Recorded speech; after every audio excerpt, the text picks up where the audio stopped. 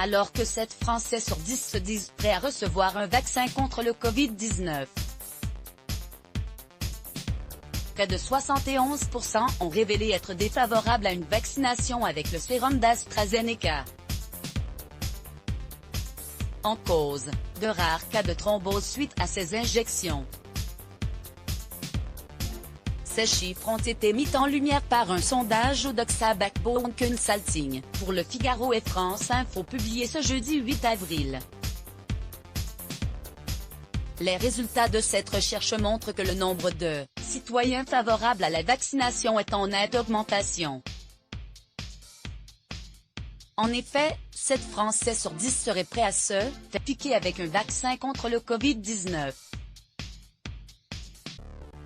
Pour autant, une proportion similaire fait preuve de défiance et ne souhaite pas avoir recours à celui d'AstraZeneca. Voici ce qui ressort de ce sondage relayé par France Info.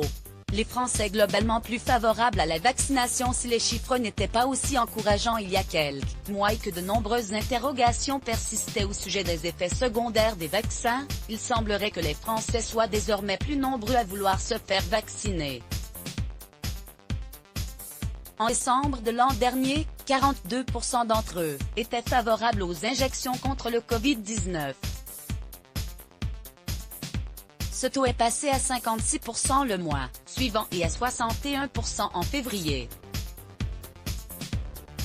À savoir que parmi les personnes sondées, 30% n'ont pas encore reçu de dose mais comptent le faire. 19% en ont eu au moins une, 21% y auront probablement recours et 14% s'y opposent fermement. Pour autant, et bien que la majorité se dise prête à se faire vacciner, cela ne s'applique pas à tous les vaccins. 71% des individus interrogés ne veulent pas du vaccin d'AstraZeneca mené en ligne les 7 et 8 avril 2021. Ce sondage, apporté sur un échantillon de 1004 Français de 18 ans et plus, représentatif de la population en France.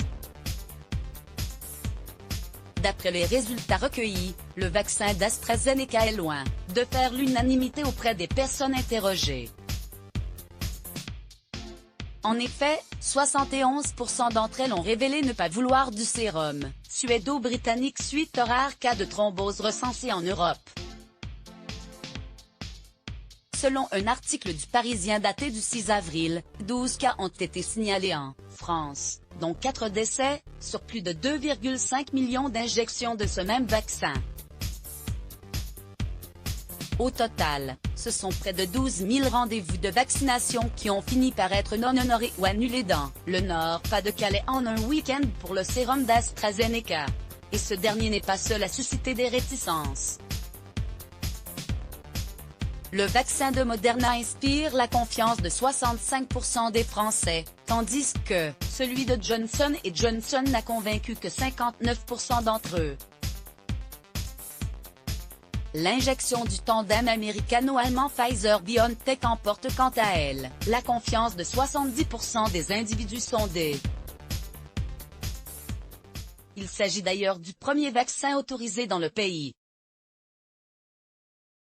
Enfin, 24% ne font confiance à aucun des 4 vaccins autorisés sur le territoire.